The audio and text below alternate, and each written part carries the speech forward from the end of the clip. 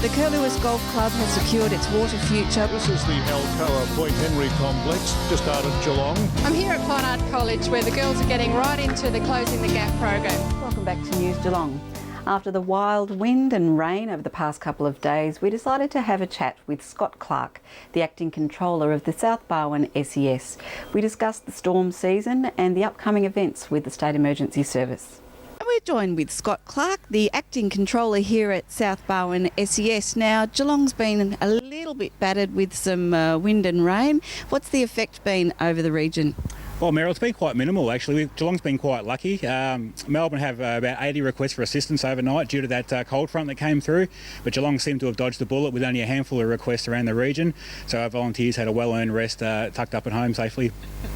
So it's only just recently been the Storm Awareness Week. Can you tell us what sort of advice you've got for Geelong residents? Yeah, that's right. Storm Safe Week happened a few weeks ago, so that was a really good time to get out there and be proactive, talk to the people in the community and get them to do the home maintenance jobs that have been putting off over winter. We do get into the storm season now, so the weather can be quite inclement, and now's a good time to get out there, clean the gutters out, make sure that trampoline's tied down so the wind doesn't pick it up and put it in your neighbour's yard.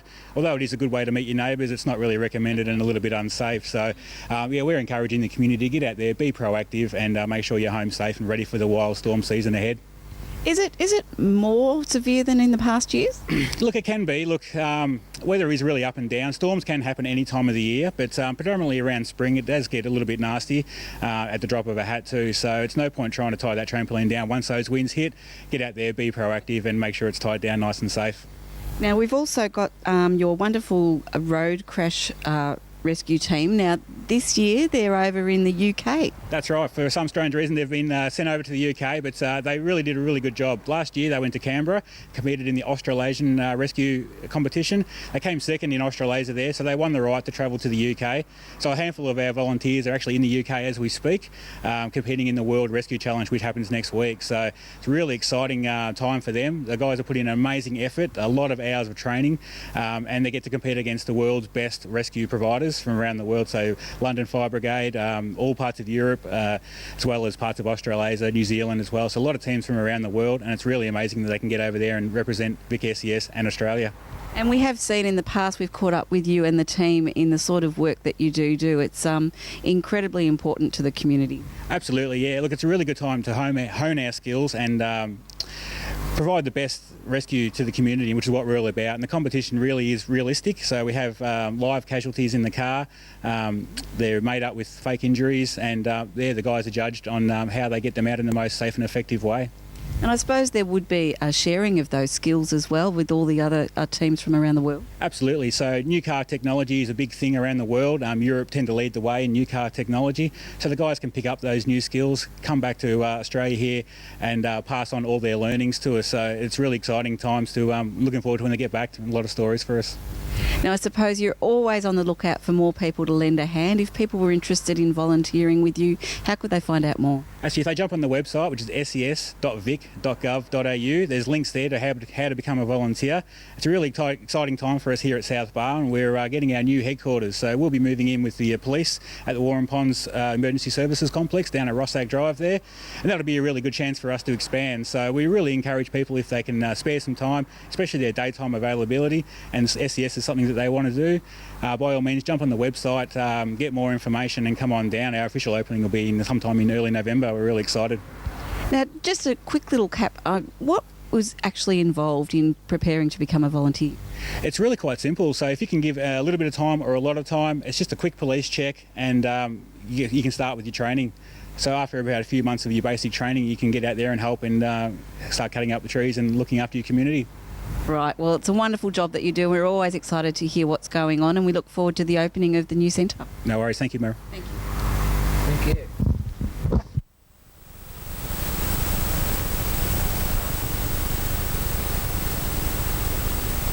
Now we go to the first few minutes of the third quarter of the GDFL Grand Final between North Geelong and Bellpost Hill. Can start 7-6-48 Bellpost Hill, North Geelong 5-8-38. Start of the third term here at St Albans Reserve. Umpire throws the ball in the air for Schwenison and Addy.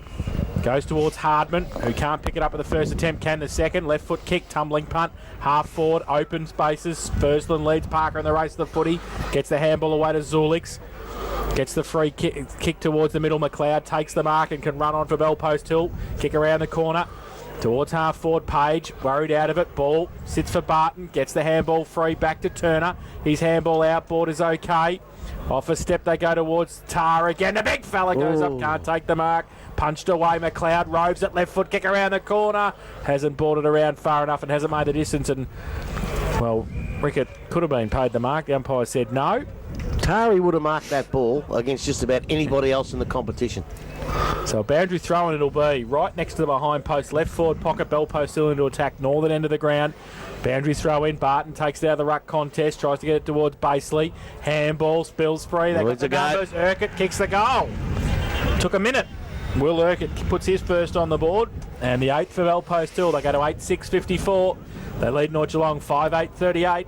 The Grandy Cyclone Sport third quarter scoreboard. Minute played. They just had the numbers there every time the ball hit the ground. It went back in, it come back out, and the numbers were there. And North Geelong, they probably just didn't match up. I think they've got to match up on Stephen McLeod. I know he hasn't played a ripping game, but that's where he does all his damage when he gets it on the outside. On the inside, he struggles a bit. So they've got to make sure, especially, that he can't run into the forward line untagged because he can cut him to ribbons. So back with the umpire, middle of the ground. I got a question too. Where's Ren Lovett? I hope he's not injured. We haven't seen him for a while. No, you're right there. So it's Cam Eddy doing the ruck work up against Stevie Rickett. Up, both players up. Rickett gets a tap down again. Hardman and Baseley run towards the ball, but it's Stephen McLeod that emerges with it. Puts the ball down in the tackle. Picked up there by Baseley. Tried to work his way out of the contest. Went to Whitney. Just fed the ball forward to Addy.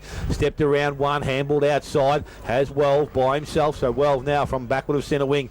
Little short kick. Found Stephen McLeod running free once again.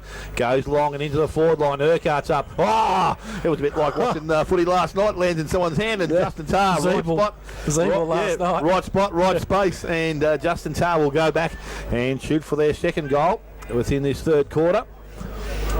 He watches too much television, marking all his things. Just go back, run in, kick the goal straight, mate. That's all you have to do. He's done that ever since I've watched him play, Tari. Next he'll be doing the Matthew Lloyd, throw the grass up in the air.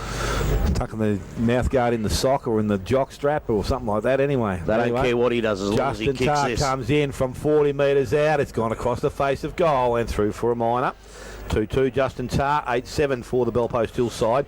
They lead North Geelong on 5 goals, 8. We've travelled 3 minutes. Third quarter, the Grandy Cyclone Sports scoreboard. The largest lead of the game for the Panthers. What's your chance of North kicking the next 2? It's happened every other time. Jared Bryant from fullback goes to the outer side. Third up, John Woods takes the mark. Good mark at half back for the Magpies. Chips the ball to Dan Key. Need a bit more from Keesey. Takes the mark. Schwennerson gives him a lead. He wants to switch the play to Reynolds. Cross half back. Matho by himself goes in that direction on centre wing. Whitney makes up a bit of ground. It's 2-on-1. Oh, he's going to win here too. He is. Done very nicely.